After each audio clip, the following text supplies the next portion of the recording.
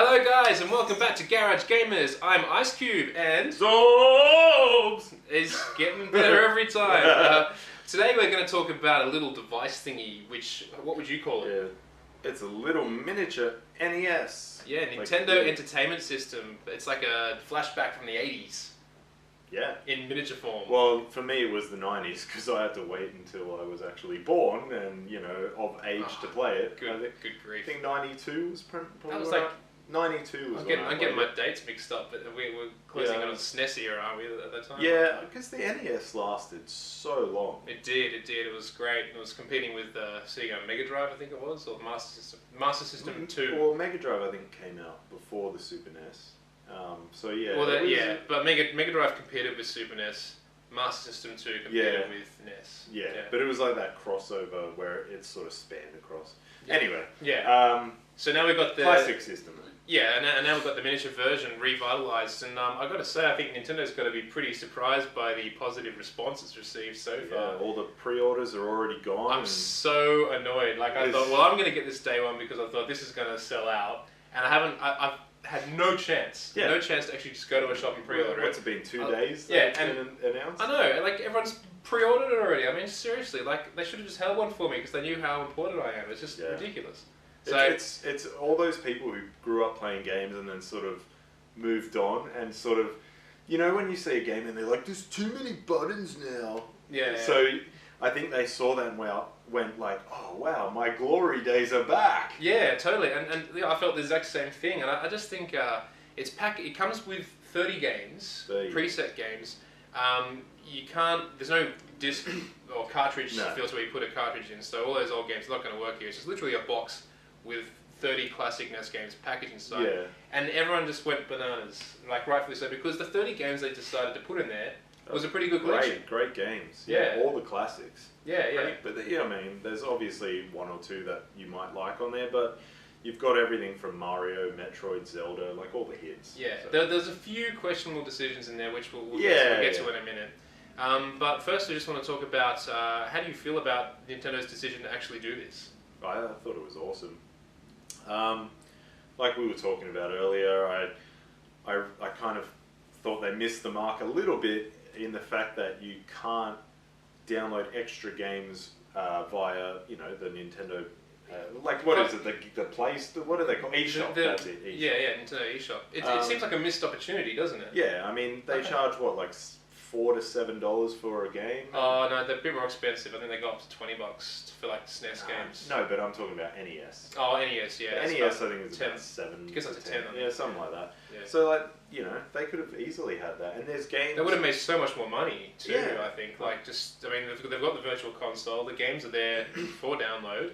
Yeah, they obviously work on any hardware. They're so old. Yeah, and they don't take much space. They can put the crappiest SD card in there and just you can just like fill it up with more games. I mean, it just seems quite crazy. All they really had to do was stick an Ethernet port at the back of the thing, and then away they go. Yeah, really. Or just even do it wireless, like Wi-Fi. Yeah, I mean, yeah, even better. Like, don't need a cord anymore. Yeah, well, there's two options right there. So, do you think? Well, I mean, Sega's situation's not quite the same boat as Nintendo right now, but do you think it'd be a good move for Sega maybe to do like the equivalent? Well, there's those rip-off companies that have done those. Like I see in Kmart all the time, like a little portable that has like Mega Drive games on it, and there's also one that you can plug into the TV, and it's always like has 60 games, and there's like 10 Mega Drive games, and the rest are just rubbish that like they're not even Mega Drive games. It's just got to be official, isn't it? It's got to come from the source. And then look at the difference. Like Nintendo does one from Nintendo, and everyone just goes nuts. Like, well, I mean, Sega did it with the the Genesis collection on PS3 and Xbox 360. That's right, yeah. But they don't have an actual box. No, there's some novelty to that. Yeah, I think. Like a miniature Mega Drive. Yeah, it'd be awesome. Pretty cool. Even a Master System. I mean, I love Master System. Yeah, they're both good. They're both really good. Yeah. But yeah, like just seeing it as well, and the fact that it's 1-for-1, just miniature scale. Like I mean, everything looks how it was. And it comes with one of the original controllers. Well, it says mini, so I'm like, are they actually going to be tiny controllers? Because they're already. Yeah, it's. I don't know if it's going to really hamper. I mean, the controllers were like odd in their rectangular shape. Yeah, like a sharp edge. Yeah, it was very. It feels so strange to play that now anyway. But a miniature version of that, they could probably get away with that because there's only two buttons and a little D-pad. Yeah. I think they have to keep the D-pad the same size if they can do that. Yeah. And maybe if the two buttons are a bit smaller, that's not going to be a deal breaker. But it's relatively cheap. It's $99 and you get 30 games. And for example, Final Fantasy, the original, is on there, and that game could take you like, you know, a couple of 10, 20 hours more. Like, that's a long game. I mean, that's 200 if you die a lot. Yeah, well, there you go. Like, I think it'll be a massive nostalgia blast for the oldies. And do you think young audience will jump on board this one? Maybe they will. I think it'll mainly be for people our age who grew up on nostalgia. It. And I think also, for example, like if people have got kids, that's a great way to introduce them to video games. Yeah. So if you got like a 5-year-old who, you know, you're thinking, well, I don't really want to buy a PlayStation. If you don't have a console already, if you're like, I don't want to buy a PlayStation 4, you know, he's not going to know how to play Call of Duty. He just shouldn't be playing it anyway. Yeah. But so this is a great entry level. I mean, that's what we grew up learning to play. Well, you know, Grandpa here played Atari, but stop saying that. It's not true. I've never had an Atari, and not that it's a bad thing. I just never had an Atari. So yeah, like it's a great way to get people starting on it. It's great for us to go back. I mean, it's just a win for Nintendo. Yeah, totally. I think Sega should jump on board, do the Mini Mega Drive as well. I mean, what have they got to lose? I mean, Sega's been going downhill for years, poor guys. This could be good games. But if they got, I mean, look at how well Nintendo's done with this decision. I mean, it's almost a guaranteed win, isn't it? As long as they make it look official, feel official. Yeah, I mean, even the little box that it comes in looks official. Like it looks like kind of like the old school boxes. Yeah. So they got the winning model there. They've got they've realised it's going to be a success. And HDMI. Finally. Yeah. I mean, if you don't own a Retron, you know, and you're trying to plug in a bloody NES into your 50, 60 inch, you know, maybe more or whatever. HDMI is a given now. I mean, people trying to plug in one of those old AV cables into pixelated TV. Like crap. Well, the problem is the TVs just don't have the ports to put them into. So yeah, but with the NES, you could still use the 3-color plug, the red, white, and yellow. You could use it on there. Yeah, but even all the new TVs, they don't even have those anymore. They're phased out. Yeah. It's all HDMI now, so they're all moving on. So, anywho, so to progress further in this conversation, we've had one next feature though. I forgot to say. Just fine. Save states. Well, that's the best feature. That's a given, yeah. The best feature. It is the best feature. I'm glad I've got it. I think that something about it, because the thing is, like, we never had these save states before. And I think if you ever had a game that required saving, you had to enter this ridiculously long code, which would take you like half an hour, and you couldn't read the letters properly, and the zeros looked like the letter O. Oh yes, the joys of one and I. Like, is that it? Yeah. Yeah, I lost a lot of great save files with that system. So it is great to have save states. But there is something about it. Like, I've noticed that when I have save states, it makes the game easier, yeah, less threatening, like less pressure. You realise, look, if you get to a point, you've got a lot of life, and you know, like normally you have like one life left, and as long as you've got that save state, you can just keep trying and trying and trying again. It's a good thing for today, because I think the problem with releasing these old games now is that do we get more easily frustrated with games and we don't have enough time to sit there and learn, you know, a character's, like a boss battle. We don't have time to be learning every move they do and practicing. We say that, but if you think realistically, like all the big open world games and stuff that are coming out now, they're like 100 hours long and stuff, like all the Skyrims and the Watch Dogs and the Grand Theft Autos. Like, there's not a massive learning curve, you're not but jumping and dodging and the time. But some of them you kind of are, but the time invested into it, I mean, is probably more than what you're doing with these platform games, which you're restarting from the beginning constantly. But when you're playing something like The Witcher, you can save at any time and drop out and then come back and continue. Whereas you couldn't do that. If you Yeah. got to the last boss and you're like, oh crap, I've got to go to the toilet. Not the toilet, because obviously you just pause it. Except for Mortal Game Kombat over. on Super Nintendo where you couldn't pause it. No, but say, for example, you went to the shops or some emergency, you had to leave. When you come back, you got to start from the start. Yeah. And we never have to worry about that with games like The Witcher or Skyrim.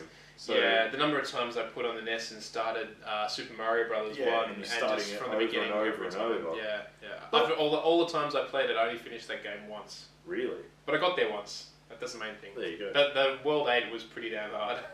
It's funny though, because I find that when I see a collection like this, I'm excited because I could play those games over and over. But if there was a collection with like, here's a collection of all the greatest MMOs and RPGs like Fallout 4 and Witcher, I'd be like, yeah, I probably wouldn't buy that. Cause Yeah, I can't revisit those games. These small nostalgic games just had punch to them. It was like, yeah, it's just you're straight into it. It suits this kind of thing, whereas the bigger game, like a compilation of all the bigger games. You just Well, I mean, maybe we're just saying it now because they're not that old and they're not that retro, they're not that nostalgic. But maybe the kids that grow up today will look back at those ones and just think, "Oh wow, look at this! Like Fallout and The Witcher, all in one package on a tiny SD card that's like 1,000,000 megabytes or something." But like, say for example, your PS3 and Xbox 360. How many times have you gone back, like to play? Yeah, and but finish it's through not. one of But those? it's not. I mean, well, I have because I'm a freak and I like to clear out my collection. But most people have moved on. But it's not that far from our memory. That's why. Like Yeah. NES is like childhood, and we haven't seen these for years. We occasionally think back with these fond memories of these great times, these great moments, and there's been enough time there to really respect what they had then compared to what we have now, what's missing now, and get that nostalgia. And that's what I was saying. The kids of today who are born into these amazing graphics, when they get our age, a bit like in the 20s and 30s, that they may look back at those games and just go, oh man, I can't wait to get my hands on that game. I had the best memories of those games. So I find that old school games, 2D ones, hold up a lot better because you're not comparing it to 3D visuals because they're not. I know what you not mean. made out of pixels. And isn't that weird? That's really kind of weird, really, because I mean, I think the biggest victim of that is probably the PS1 era. The Sega Saturn. Yeah, because the polygons and stuff, which looked so amazing, like converting to 3D at the time. Yeah. And it's just borderline unplayable now, and you want to probably keep the game for nostalgia's sake, but just dealing with the rigid polygons is just, it's much easier to do a platform game on the NES or SNES than it is to do that, I reckon. I mean, it's like the same thing with cartoons. I mean, cartoons will always remain classic because of how they look, whereas 3D ones came and no one looked at, like, The Lion King and went, oh, that looks rubbish now. I've got this 3D Frozen movie. Yeah. So I feel like that with games, where you can separate them enough that... But was the beginning of 3D cartoons like the polygons of the PS1? Yeah, kind of. Some movies do. Some look pretty poor now. Yeah. Some are like how odd of astoundingly Toy Story. Considering like the age is like Toy Story looks unflawed like after all these years. Like, compare it to Toy Story 3, there is a big difference. there is a difference, but I mean consider the age difference there. I mean like if I wouldn't even call it a big difference. I call it a difference. Yeah. Yeah. Sort of like PS3 to PS4. Yeah.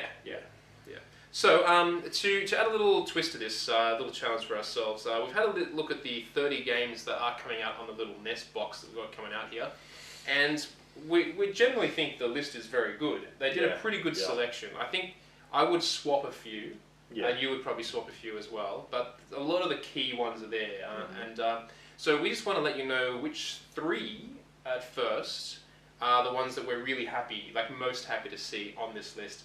And then we'll just let you guys know one which we really wish was on there. So what's going to be your first one that you're really glad to see on this top 30 list that Nintendo's done? I think Punch-Out. I've always loved Punch-Out. Now, I don't know, is it going to be called Mike Tyson's Punch-Out? Like, do they still have the rights to call it that? Yeah, that's a good question. Or They may have, as a corporation, they may have lost the rights to have done that. Yeah. Either way, I mean... it's still going to be Punch-Out. Well, that's the thing. I only really remember it as Punch-Out anyway, so Yeah. I don't think they'll be fussed if they call it Mike Tyson's or just normal Punch-Out. And that was one game I used to get thrashed on because I was a kid and I didn't know what I was doing, and I'd beat like maybe the first 3 people and then just got my ass kicked. So, yeah, well the reason for that is because Punch Out is really focused on timing, learning your opponent, and going defensive. Defense is really important in that game. Like all of us at that age were just like punch, trying to out punch the other guy. But Punch Out, ironically, is more about your timing and defense. I spent much more time doing Super Punch Out than I did. Yeah, I did too. Yeah, I finished Super Punch Out, and for ages I couldn't get past the second boxer because I was just all about trying to attack him and just be. I just thought it was a simple kind of boxer. Bear hugger. Oh, you remember? Yeah. I watched. In fact, I watched a YouTube video of the entire gameplay. I got so much nostalgia there as well. But that was easier because we were a bit older by then, so we understood. We go, oh, actually, hang on. The way I beat these guys is just to learn their moves and work out. And by the end, I do the whole game without getting touched. Because you just learn when to block, duck, and those sneaky attacks where they come in for a hit and you hit them just before they hit and you just wipe them out. Yeah. So anyway, that's SNES. We can't talk SNES. We're talking NES here. For my first one, which I'm really glad to see on there, and it was almost guaranteed to be on there. Let's face it. But Zelda 2: The Adventures of Link. I spent many hours in that game. To me, it's a bit sad because most people who play and love Zelda today, they really got on board with the Nintendo 64 Link. But this is where it all began, and the greatness began back here. In fact, you can argue the greatness began with the first Zelda game, but the second one's really where I think, for me, really hit it off. It introduced the whole premise, and I'm just avoiding the cat's walked in on the stage, so it's alright. She's just sniffing about, so she's just here to antagonize his nostrils because he's allergic to the cats. Why do they always come to me? They just love you. But Adventures of Link 2. It's I never played it. I never got to play it. Oh, that's the thing. And like people are kind of like, I don't know, not a generation below, but like a few years below, who kind of jumped on from. In fact, it seems like most people jumped on board the Link bandwagon at the N64 level because they loved what's it called? What's that one called? Ocarina of Time. Yeah, that seems to be the most popular one, but. My favourites were this one and the SNES one. Those two I just got the most nostalgic, amazing memories. The SNES one didn't do anything for me in terms of... Because, I mean, we look at the games back then on the boxes or in a magazine. You couldn't go online. And I think I looked at that view perspective and it always turned me off from the SNES one. Mate, it's just like, to me... I look at that when I see games that come out like that today, like on the 3DS and stuff like that, and I just don't think I can. I'm so far ahead with the graphics now that I can't really get back into that sort of style of gaming. But then I remember how great these were, and they were the prime of the prime because it was so good at wrapping you up in this engaging adventure. Even though it's from top-down perspective, it kind of looks a bit amateurish. But my goodness, they were so engaging, those games. They were just, and they're the most nostalgic games that I think I can think of. And I mean, I'm as hardcore a gamer as anybody. But Adventures of Link, that had side-scrolling bits too, didn't it? That one did, yeah. You'd scroll, you go around a map, and that's where you do your main exploring. And then when you enter towns, enter castles, caves, you go in there. But it's where the premise was born. Finding key items to move to the next area. I never could get into Ocarina of Time. It's most people's favourites, but the SNES version and this one here is just, it's got some of my fondest memories of that retro gaming era by a long shot, and I think anyone who's played it will agree. So what's your second one? This one's an easy one. I mean, it's like what, number it's one. Even more obvious number than one. my choice. I think it's number one on IGN's top 100 games of all time. Not that counts, really. No, but like it's pretty much universally loved. It's Mario 3. I mean, Super Mario Brothers 3. Yeah, Super Mario Brothers 3. I mean, number 1 was great. Number 2 was a bit weird because it wasn't really a Mario game at first. Yeah. But number 3, like the visuals, for its time, was peaking like the NES. Especially when you compared it to other NES games, and you're like, whoa, how can they make it look that good? Platforming's perfect, level design, just warping the back Tanuki and suit? forward. Yeah, or the Takuni or Tanuki? Tanuki. Yeah. With a little, like a little raccoon suit where he can wag his tail and float yeah, down. and then you can turn into the statue and. Is that one? Yeah. Statue? There's the tail. I remember the statue, but I couldn't remember that being the third game. Yeah, I thought that was in a later game. No. So the tail, when you just get the tail, when you get the leaf item, that you can just fly and then glide down and wags the tail. Then you get the Tanuki suit, which is the whole brown suit, and that you could turn into that statue. Yeah, okay. But just it's amazing. It was so well done. It was just masterful. It was like you could just tell it was like a top quality game when it came out, and it was just so much fun. Yeah. It was just so well. Everything about it was well designed. And I totally agree with that. They got around sort of. Not really got around, but they had a way of, instead of a password system and all that, you could find those warp whistles. And so if you were sick of playing through a certain world, you could just skip it and like skip ahead. And it gave you a choice of, usually there was 3 pipes and it'd say like world 2, 3, 4, and you could. Well, that was they've always had that actually in the first game. They were more unusual, those secrets. Yeah, it's one of those. Nintendo, that you have to sort of go above the level. And Nintendo brought out a lot of those games, and they were really unusual things to do. There are other games that did that. One is my next game I'm going to reveal actually, where they almost come across as like a game glitch. It's like, oh my god, I made it to the top of the screen. Yeah, and then, or in Mario. But then you actually discover it's meant to be there, so you can find this little hidden secret. At the end of the level, you go at the top of the screen and come down, and there's the 3 tunnels which warp you to future levels. Well, I remember in Mario 3, in I think it's the first world, and there's a level and there's all these coloured blocks that you can jump on. And the white one, if you held down on the white one, you'd go in the background of the game. And it's such a random thing to do, but it's just something about those things that they do in games just add to that nostalgic value. I can't explain it. It's so strange. Yeah, you don't see that. And I have to say, the next game I'm going to reveal is the king of this, what we're talking about now. Okay. The king, okay? Well, Mario 3, everyone loves it. Not much more we need to say. If you haven't played it, friggin' play it. Yeah, it's madness if you haven't played it, but yeah. So what's your second one? But the king of those weird, nostalgic, glitch-like secrets is a game that's also coming out on the NES. I love it, not as much as I love its SNES sequel, but Metroid, the original Metroid. Did you ever play Metroid? The original one I played a little bit of, and I think I was too young, and I was like, I don't know what to do. Super Metroid I played a lot more of. It's like, it is a kind of space shooter. Again, a very similar premise to what Zelda does. You got to, you're a bit lost. You got to find your way around. You got limited health. And you've got to find the key items that will allow you to access different areas. It's very easy to get lost, but it's basically this character called Samus who... Samus? Yeah, well, I can't say... is it a spoiler if I say a spoiler like about 20 years after the game's made? Samus is a girl, so... Samus or... I call Samus, I don't know. Oh, yeah, okay, I don't know. Well, actually... Samus. I just see S-A-M-U-S, Samus, but Samus... Whatever. Anyway, that's fine. But in terms of the secret things we're talking about, this game is king. You can turn this into a little ball, which is a traditional thing. Morph ball in these games, yeah. And you can blow up walls with the bombs and stuff. Yeah. And with the bombs, you can even bounce off the bombs and bounce higher.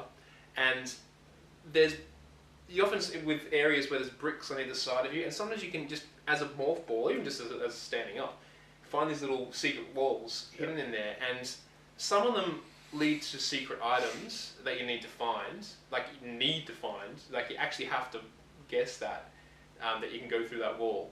But they're everywhere. They're all over the game, and not all of them go somewhere. Some of them are just literally dead ends, and you start to question if it was like a glitch or something was intended to be there. But because these games are so young and a bit premature, it's just like it's something about this adds to the weirdness factor, because it was a very weird game. It had eerie music, it had an eerie atmosphere, and for a game that's a mere platformer from that generation so many years ago, it's just got such strong fond memories for me. So yeah, I love it.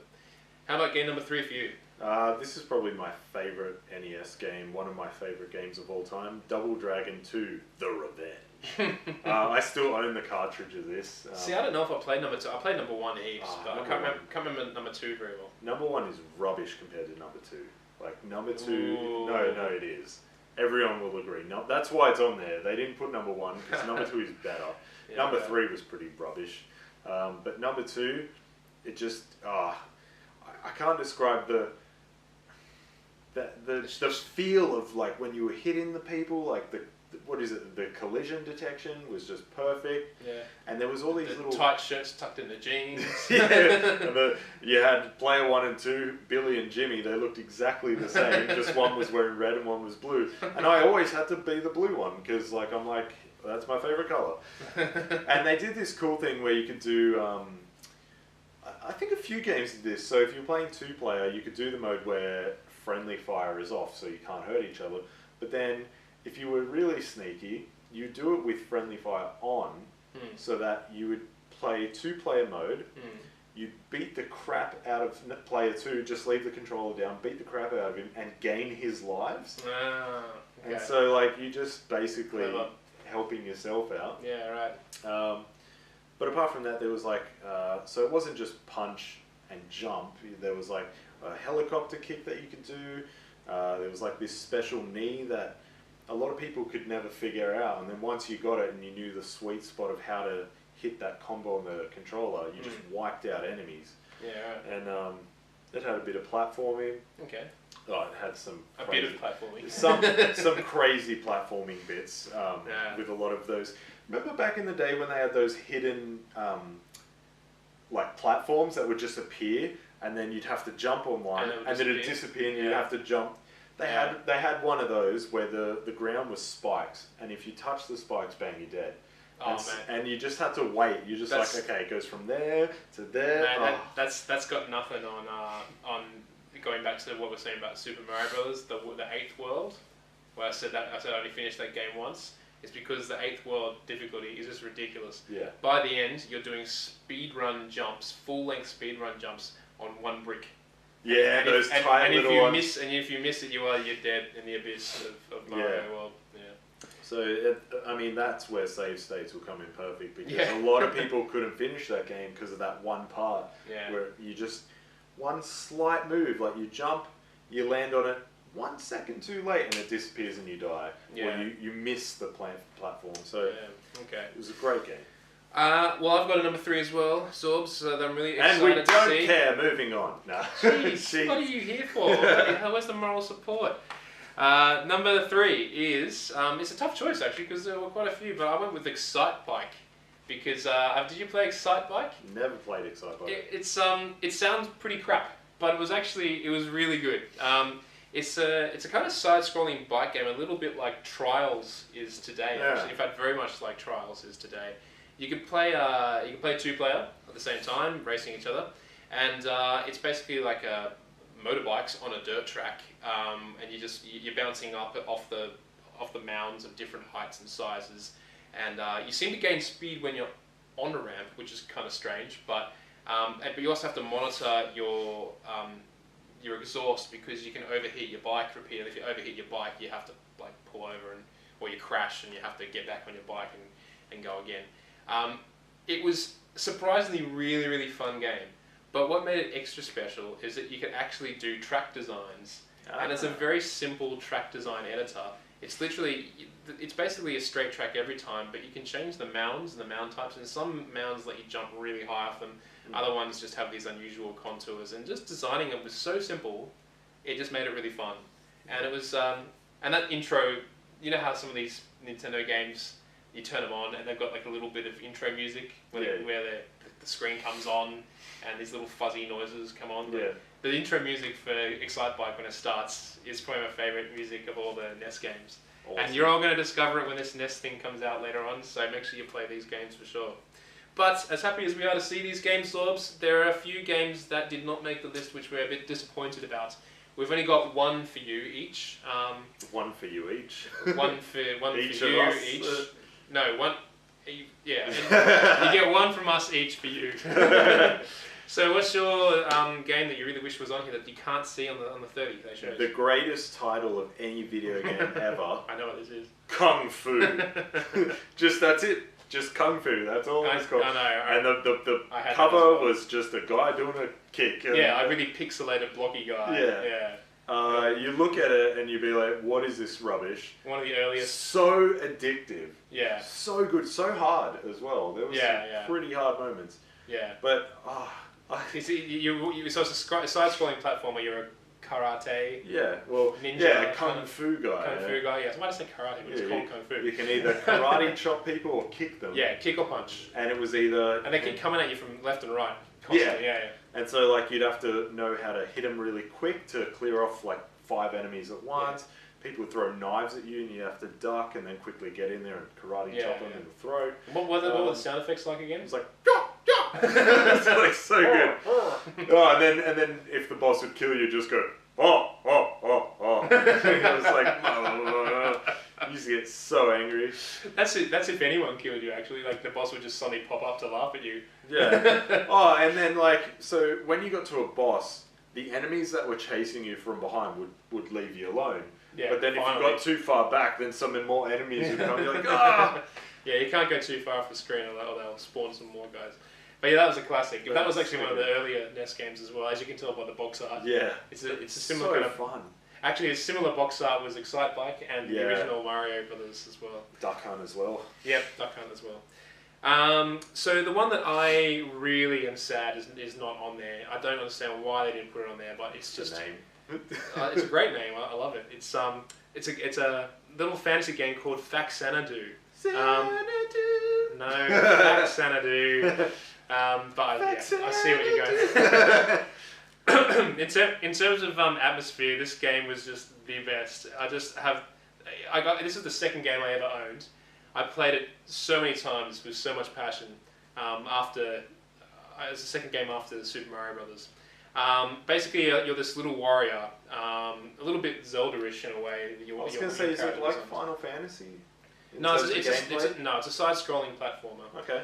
It's got this really dark mood to it, and it may sound a little far-fetched, but it's got it hints of like a retro Dark Souls today. It's glum. Like this, like you go to this elven town and the elven tree is dying because the dwarves, who I think are labeled as the evil characters here. They don't actually look anything like dwarves. They just call them dwarves, but they're more like demons and stuff. Those evil short people. But it's like really like the king. You visit the king and like all the people have left his town, and he's just got this depressed, sad look in his face, like it's all over. And then you go on this adventure with nothing but like these pathetic weapons. And then you gradually get more coins, and you find shops in the way. You gradually build up and get this really cool armor. And you know, you have to time your attacks, like your sword just sticks out. But you have to, again, in fact, all three of my games are a bit of a similar premise. You have to find the key to progress forward, or find the item to progress forward. But man, in terms of nostalgia, that's just boss. You're going to be weirded out when you first start playing it. If you find it to play it. Well, yeah, actually, and this is the thing, it is actually available on the Nintendo Virtual Console. So you can actually go get it now if you want to give it a go on your Wii U. Or maybe 3DS, are they doing it? No, they're not. Oh, maybe. There is some. It's a NES game, so maybe it should be. Yeah, so anyway, have a look. So, yeah, I really wish there's a few games they really could have done without on that little console. If they added Faxanadu, man, I'd be content with that box. It's just buy it for that one game. It's like that would have... I mean, I was going to buy it anyway, but yeah. Actually, there's one game that just hit me, which I'm just going to say now because I have to give it credit. Euphoria. I'd never heard of that one. It's spelled U, then spelled the number 4, F-O-U-R, then I-R. I finished that game. It's got these 4 kind of little cutesy kind of characters, look a little bit Pokemon-y, but not shit.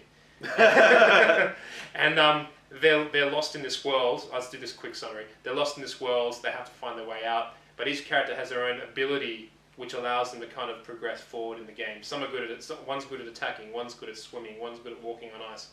And you just can't progress without their skills. And you have to work together to get to the end. But it's such a tear-jerking tale for a little side-scrolling platforming game.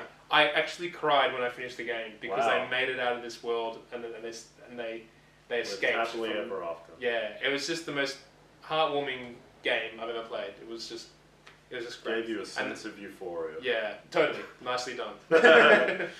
So, I've never heard of that. So that pretty much wraps up our list.